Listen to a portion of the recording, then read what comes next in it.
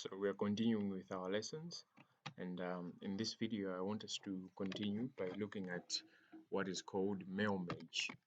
Yeah, I want us to look at what is called mail mage. Perhaps let me light it down so that you can see what we're trying to talk about. So yeah, in this video we'll be talking about mail mage. So this is how mail mage is written. So when you're talking about mail maging, what are you talking about? As you can see here, I have a letter, and this is a letter, and we have the sender's address. We have Katoto Secondary School, Private Bag 36, Mzuzu, 4th December, and we have this piece of letter here, written by John Weck, who is a village elder. So it might happen that you want this very same letter, the very same message, to be sent to a couple of people. Yeah, you want the very same message to be sent to a couple of people. Kala yomwe yomweyi koma itumizidwe kwa anthu osiyanasiyana, bearing the same message. Uthenga omwe omwewo koma izingosiyana ndi kuti ma address. Remember, a business letter imakhala ndi ma address awiri. So this is the sender's address, and then somewhere here you're supposed to have the receiver's or the recipient's address. Address ya amene akukayilandira kalatayi. Komano we are saying kalata ndi imodzi, komano tikufuna kuti ipite kwa anthu osiyanasiyana. So what do you do? Njira yoyamba imene utha kupanga ndi kuti utha kutayipa makalata. Let's kuti kalata yomwe ikuyenera ipite kwa anthu 5, ndi kuti uyilemba koyamba, uyilemba kachiwiri, nkumangosintha ma address. So zimakhala zotopesa, komano that's why you have what is called mail mage. So mail mage imakuthandiza kuti kalata imodzi yomweyo ungoyikira ma address osiyanasiyana, and then suitayipanso kawiri olo katatu, ayi uyitayipa kamodzi komweko komano izingosintha ma address. So iweyo umangolowisapo ma address amene ukufuna. So that is what mail mage is all about. Having the same letter, one letter, but then you just adding a couple of addresses to which that letter will be sent to. That is what mail mage is all about. So it might happen that kalata yathu imene tikufuna kutumiza ija tikufuna tiyitumizire kwa anthu awa. Kwayambirira tikufuna titumize kwa Dr. Thandiwe Hala, Ministry of Health, Post Office Box 3, Chantani. Kenako kalata yomwe ija tikufuna tiyipitise kwa Mr. Wilson Mwale, and then tifunanso tiyipitise kwa Hezo Mwati. Now, how do you do it? How do you create maged letters? How do you create makalata amenewawo? So in order to do mail mage, umapita pa tab ya mailings. Remember tini matabu osiyanasiyana pa ribbon yathu iyi, komano umapita pa mailings ribbon. So ukapita pa mailings ribbon, umapita pamene alemba select recipients. So pa select recipients pamabwera ma options atatu. There is type a new list and use an existing list. So what we're trying to do here is kuti kalata yomweyi koma tofuna tiyikire ma address ma the receiver's address angapo. Because we don't have a list already, sitigwiritsa ntchito use an existing list. Umagwiritsa ntchito an existing list ngati ma address kuti nawo kale pena pake. Komano in our case tikufuna tichite kuyika ma address. So umapanga type a new list. So ukabwera pa type a new list, ikubweresera ka dialog box kotereka, where you have to insert the title, you have to insert the first name, the last name, the company name, the address, and then ukapitiriza kupanga scroll uku uonanso kuti pa zinthu zonjezera ngati site ndi zina zotero. So ma address athu aja anthu amene tifuna kuwatumizira tiyalowesa apapo. So poyamba paja tinali ndi title, it was Dr. The first name it was Thandiwe, the last name it was Hara, and then anali waku Ministry of Ministry of Health, Ministry of Health, yeah, Ministry of Health, and then the address. Let me just go back and check. So for the address you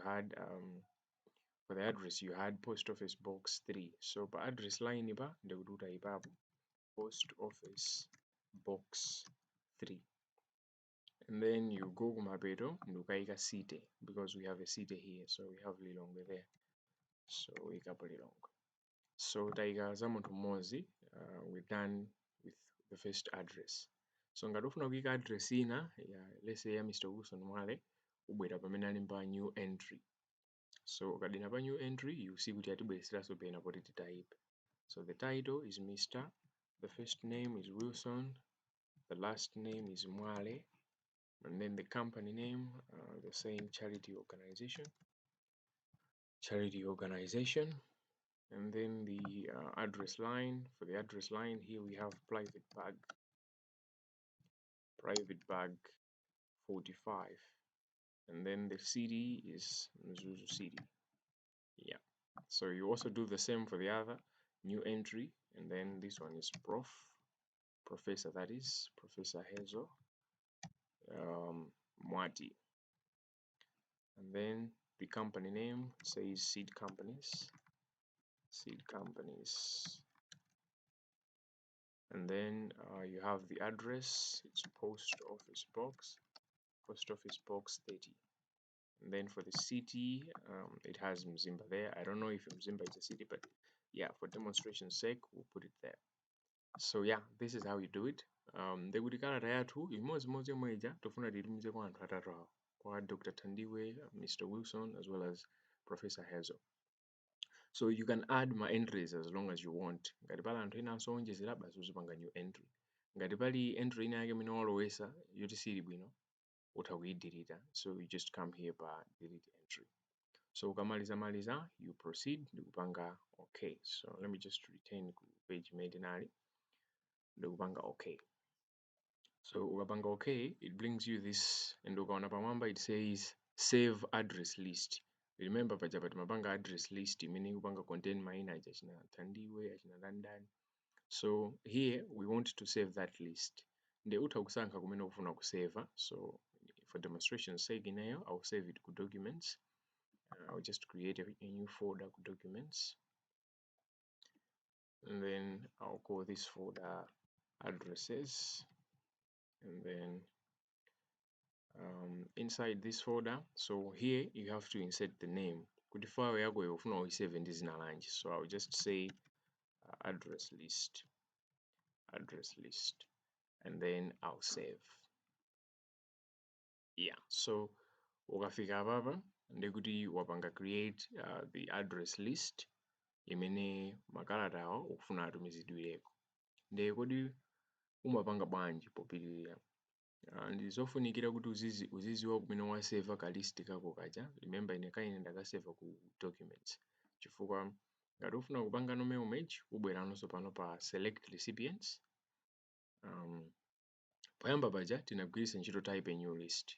So panopa sitipanganso type a new list koma tiuser an existing list. An existing list means kuti list yoti ilipo kale. So remember tapanga list ndi apa tifuna tingoyigwiritsa ntchito. Chifukwa zimakhala zofunikira kuti uziziwa kuti waiseva kuti, chifukwa poyigwiritsa ntchito ngati sikuziwa kumene waseva ndi kuti sungayigwiritse ntchito. Yeah, nditibwera pa use existing list. So remember tinaiseva ku documents, folder yolembeka addresses, and the file yake ndiyolembeka address list. So uyidina ndikupanga open. Yeah, so the moment you insert it here, you see kuti zinthu zinazi zabwera samba kuoneka bwinobwino. So what do you do? First of all, you can insert an address block. So address block ndipakuti ufuna uyike address yako ija ufuna ibwere patipo. So uyendesa the cursor yako kufika pamene ukufuna kuti address ikhale. So timaziwa kuti the receiver's address imabwera chapena pake apo. Nde tisiya pomwe pa cursor yathu pena kuti bwera pa address block. So pa address block pa ikubweresera aka, just place okay. Yeah, so address block yabwerapo apa. The address block iyi ndi pamene pazibwera ma address athu aja amene tataipa kuchacha. Ndi ngati ufuna kuona ngati zatheka umabwera apa pamene alemba preview results. Yeah, umabwera pamene alemba preview results. Ndi kuti ufuna uone kuti kodi zatheka. So as you can see pabwera Dr. Tandiwe Hara. Remember zija tinalowesa kuja zija. Yeah, komanso tinalowesa ma address angapo, sitinalowesa chabe Dr. Tandiwe Hara. Ma address ena aja kuti uwaone umangobwera pati mabatanitira apa ita. So as you can see apa ikuonesa kuti tili pa 1. Ungodina apa kuti you should go to the next record. And mene ndikusintha, you can see that ma addresses akutani akusintha. Paja tinali pa Tandiwe apa tabwera pa Mr. Wilson Male. Ma address awa ndaja tinalowesa aja. Yeah, ukapangaso next you see Professor Hezo Mati. So because tinali chabe ndi atatu ndikutithira pa atatu. Ngati ufuna kubwerera pa yoyamba ubwereraso. So you can see kuti kalata ndi imodzi yomwe ija komano tayikira ma address angati atatu osiyana. So sitinamalize kwasalanso chinthu chimodzi chimene timafuna kupanga. So kalata imakhala ndi kamawu kaja timati salutation kolembeka kaya dear, kaya dear sir, kaya dear ndani. So popeza apapa tikugwiritsa ntchito mayina anthu tili nawo, tili ndi Thandiwe Hara, tili ndi Wilson Mwale, tili ndi Hazel. It will not be wise for us kuti tingolemba kuti dear sir, because ukaona wina ndi wamkazi ena ndi amuna, so sitingayike dear sir. Komano zitha kukhala bwino kuti tizichita kuyikako zina la aliyense. Ikakhala kalata ya Hazel ndiyo pazikhala dear Hazel, ikakhala kalata ya Thandiwe pazikhala Thandiwe.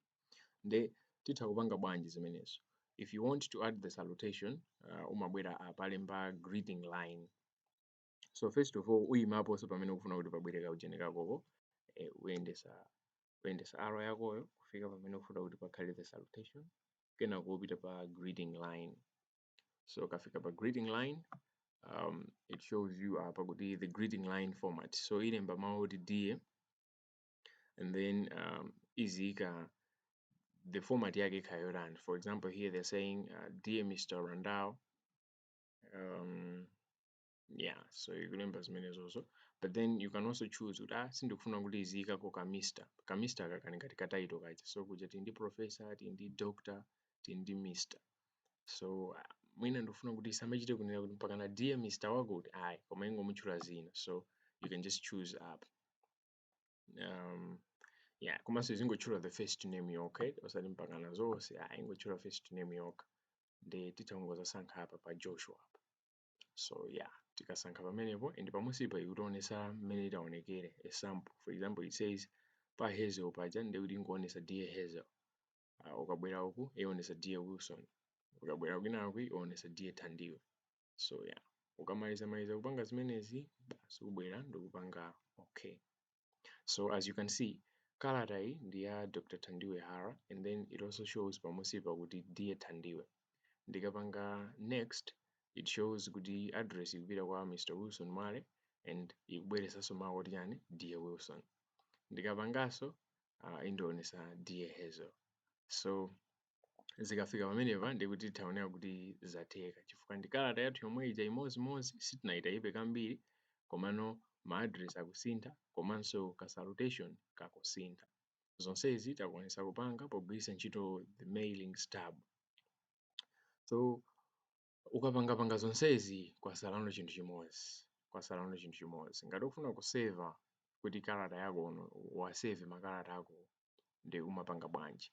Remember tinaphunzitsana njira yosevera kuti umabwera apa, kapenanso tinawuzana kuti utha kupanga printing ndi kuti ikhala ngati a document, ikhala a PDF. So koma ukaona ukabwera kuzapanga print, ikutionesa kuti kalata yathu yangokhala pachani, yakhala pa address imene ilipo ndi Professor Hazel Mwati a Sid-Companies. Ikukhala kalata imodzi malo mwa makalata atatu. Chifukwa ukumbukire kuti tili ndi ma address atatu, ndi kuti tifuna kalata imodzi yomweyi ipite kwa anthu atatu. Ndi ukabwera ndikuzagwiritsa ntchito the print kapena kuzapanga chabe save, iseva ngati kalata imodzi. Ndi kuti useve kuti akhale makalata angapo, umapanga bwanji. Umabwera apa pamene alemba kuti finish and merge. So ukabwera pa finish and merge, tikufuna usankhe option ya print documents. So komanso pali ma options ena kuti utha kupanga send email messages, utha kuwatumizira anthu ngati ma email, koma panopa tifuna tionese kwambiri za print documents. So ubwera pa print documents, and then it says print records. So utha kusankhanso ngati pali ma record ambirimbiri, utha kusankha kuti I want to print from record 1 up to Jan. Komano for demonstration sake, I want us to print all records. Tifuna tipange print makalata onse aja. Ndi ubwera chabe pa print over, ndi kungopanga okay. So yeah, ikubweresera zimenezo upangaso chabe okay. Kenakono ikubweresera kuti kodi ufuna usave kutiko. Zonse zimene wapanga zija, makalata amene aja ufuna wasave kuti. So again, I want to save them to documents, ndasave them folder yomwe ija ya addresses, and upereka zina. So for example, I can just say letters, and then ndikupanga save. Yeah, so it is printing. so ndikukhulupirira kuti yamaliza. Kenako tikuyenera tipite ku folder yolembeka documents ija tikaone kuti kodi zatheka. So tinaseva ku folder ya documents, koma ku documents iko tinaseva mu addresses. So pabwera document ndithu yolembeka letters, nditione ngati zatheka. So ukapanga document ya letters, poyambirira ukuona kuti pakuoneka the address ya Dr. Thandiwe aja, komanso ikuonesa bwinobwino the salutation kuti Dear Thandiwe. So kalata yoyamba ndi imeneyo.